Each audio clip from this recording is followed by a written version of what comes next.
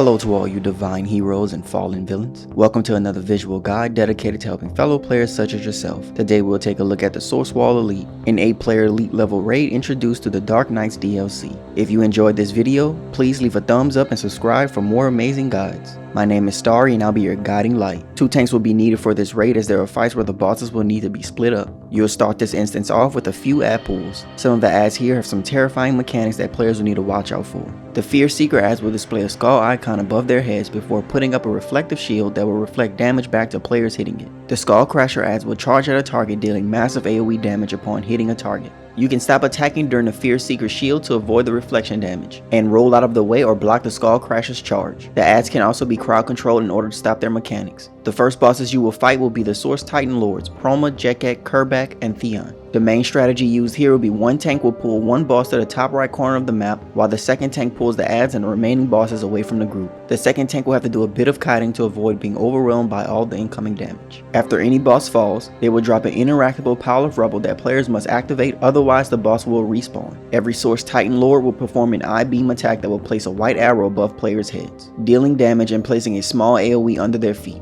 Targeted players can either block these I-beams or simply shield and heal through them. During the raid, players will need to watch out for Perpetua's orbital strikes. These will be signaled by cracks on the ground. Players will also need to watch out for Perpetua's Divine Source I-beam. She will aim this I-beam at the ground and drag the beam across the room. This attack will deal initial damage while leaving behind a short damaging trail. Another environmental threat players will need to watch out for will be Perpetua's planets. Giant purple circles will form on the ground. Not moving in time will result in being hit with fatal damage. You'll also need to watch out for Perpetua's dwarf planet strikes, which will be signaled by red small circles under your feet. These circles will drop down damaging smaller planets and will strike multiple times. And the final tidbit is that, as always, tanks should pay attention for vulnerabilities from the bosses, so be on the lookout for chances to interrupt them with lunges. This will stop smaller scale but still threatening mechanics from happening. Typically the Titan teams will knock out first will be Proma. Proma will use Eternal Anguish, which is a far-reaching damaging AoE. Healers should be ready with those shields and heals. Proma will also use a damaging channel frontal cone, so players should watch out for the animation. It looks similar to Rifle's range hold attack. Kerbak sticks to using rifle attacks the entire time without any real notable mechanics. Watch out for his AoE rifle combos and you should be done with him without too much trouble. Theon will charge at players often, damaging and knocking back players hit by the charge. Jekek will place down damaging fields on the ground with Demoralize. He also uses a damaging frontal cone similar to Proma. Once all 4 bosses are defeated, you will immediately move on to the next fight, the Dark Knights. Teams will start this fight against 3 of the Dark Knights. A 4th Dark Knight will spawn during the fight. Since this fight can vary in the order in which you fight the bosses, I'll just focus on explaining each boss's threatening mechanics. The tanking strategy here will be the same as the Titan Lords fight, with one tank isolating a boss and the other tank keeps the other bosses and adds away. Merciless, Drown, and Red Death will be the 3 that most teams try to beat quickly. The first boss we'll discuss from this fight will be Merciless. Avoid using orbital strikes on Merciless as this will trigger his high damaging AoE that will more than likely one-shot multiple members of the raid. Merciless uses Arc Lightning, an attack that will arc between players, damaging them and knocking them back. Be sure to watch out for his cleave attack. He will target a player then lift his sword up for a brief time before slamming it down, dealing damage with a frontal cone. Merciless will also summon spinning swords that target and follow players, dealing damage. The swords will spawn in relation to his lost HP. The second boss we'll discuss will be Murder Machine. Murder Machine will attack with a grenade launcher, an attack where he shoots out projectiles that deals AoE damage upon contact or reaching their destination. You can block during the cast to reduce the damage from being hit by any orbs or simply dodge them. Bolt Barrage is an attack where Murder Machine wildly shoots out damaging projectiles. Players will also need to watch out for when Murder Machine drops down to one knee and begins to prepare his pulsating AoE attack. Tanks will need to pay attention for when he does this, as he can be lunged at to interrupt the setup, which will stop the mechanic completely. Around the same time that players are defeating their second Dark Knight, Perpetua will begin targeting players with Rebuked Isolation and Infectious Ire. The green version of this marker will require teammates to stack on the targeted player in order to split the incoming damage. If this damage isn't split enough, then the group will take massive damage. The red version of this marker will require the targeted player to separate from the group. If any non-marked players take the incoming damage, then the group will wipe. Red Death will zoom around the map like your typical speedster. His main attack will be Super Speed Multi-Punch. This attack will place a red arrow above the target before Red Death teleports next to the player, dealing damage with a combo of punches. This attack can be blocked or players can just move out of range. The Drown will require players to pay close attention to her when she casts her special attacks. She will perform 2 attacks, Call of the Deep and Spinning Cyclone. Spinning Cyclone is a point-blank damaging AoE pool. Call of the Deep is an attack where the Drown puts a hard-hitting damaging AoE on all nearby players. This attack should definitely be blocked, especially if you're standing near other players. This attack will be signaled by a skull icon that will remain above the boss's head longer than normal, so be sure to pay close attention to the skull icon cooldowns when fighting Drown. The Drown will also place Bubble on players, which is a DOT,